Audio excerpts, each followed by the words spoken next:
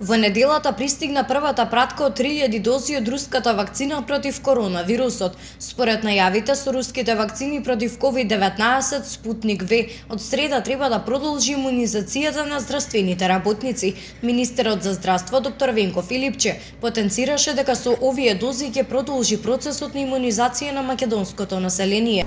Ние изминатите денови, овој момент и овие следни денови кои што се пред нас, ќе продолжиме интензивната комуникација со цел да разговараме и се организира и динамиката на доаѓањето на следните количини.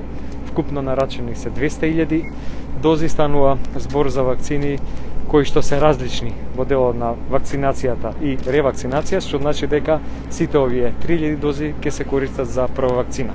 Филипче посочи дека препорака за предпазливост за вакцинирањето со руските вакцини има само за трудници и доилки. Инаку после здравствените работници според планот за имунизација, приоритет ќе имаат највозрастните лица и лицата со хронични болести, а планирана е и вакцинација во старечките домови.